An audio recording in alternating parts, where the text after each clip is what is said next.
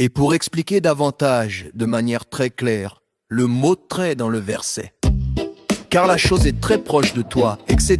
Il faut savoir avec certitude que même celui dont l'esprit est court dans la connaissance de Dieu et qui n'a pas de cœur pour comprendre la grandeur de l'infini, béni soit-il afin d'en faire naître la crainte et l'amour, même seulement dans son cerveau et son intelligence.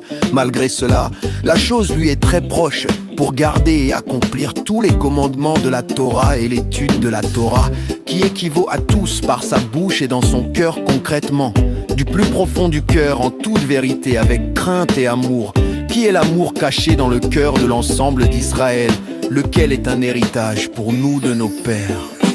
Seulement, il faut d'abord devancer et expliquer de manière très claire la racine de cet amour et son sujet, et comment il est un héritage pour nous, et comment la crainte y est aussi incluse.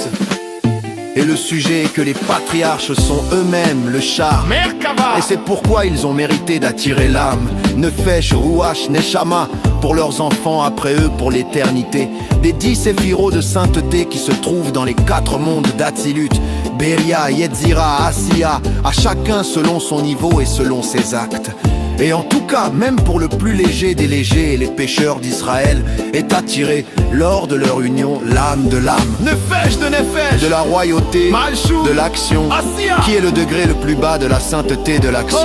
Et pourtant, puisqu'elle provient des 10 séphiros saintes, elle est incluse de toutes, aussi de la sagesse, de l'action dans laquelle est investie la sagesse de la royauté de l'émanation, dans laquelle se trouve la sagesse de l'émanation, où brille la lumière de l'infini, béni soit-il concrètement. Comme il est écrit, l'Éternel a fondé la terre par la sagesse, et tu les as tous faits avec sagesse. Et il se trouve que l'infini, béni soit-il, est investi dans l'aspect de la sagesse qui est dans l'âme de l'homme, quel qu'il soit parmi Israël. Et l'aspect de la sagesse en elle, avec la lumière de l'infini, béni soit-il, qui y est investi, se propage dans tous les aspects de l'âme entière pour la faire vivre, de son aspect de tête jusqu'à son aspect de pied.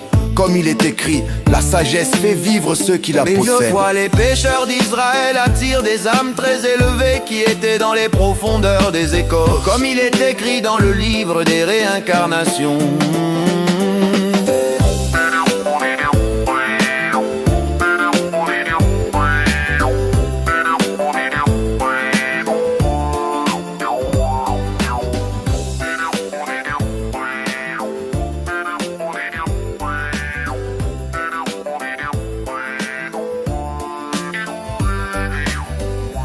Voici un résumé synthétique de ce passage du Tanya, chapitre 17-18, qui explique comment le service de Dieu est accessible à chaque juif, peu importe son niveau spirituel.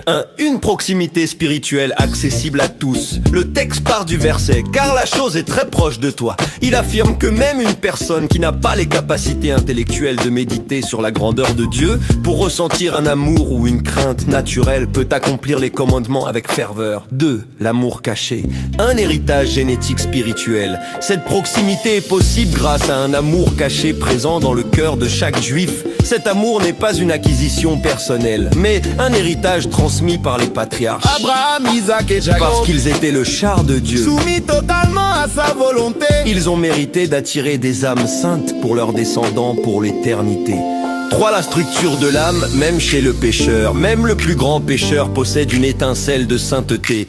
L'origine, l'âme provient des 10 séphiros. Attributs divins. Même l'âme la plus simple contient une part de la Hokma. Sagesse. La présence d'Ein Sof, c'est dans cette Hokma que réside la lumière de l'infini. Diffusion. Cette lumière divine se diffuse de la tête, l'intellect, jusqu'aux pieds, les actions concrètes de l'individu. 4. Un point essentiel. Même si un juif semble éloigné de la religion, son âme contient une force spirituelle, racine qui est intrinsèquement liée à Dieu. C'est cette réserve d'énergie spirituelle qui rend l'observation de la Torah très proche et réalisable, avec la bouche et le cœur. On note, le passage mentionne aussi que parfois des âmes très élevées peuvent s'incarner dans des familles de pécheurs après avoir été libérées des écorces, ce qui explique des retours spirituels soudains ou des forces d'âme inattendues.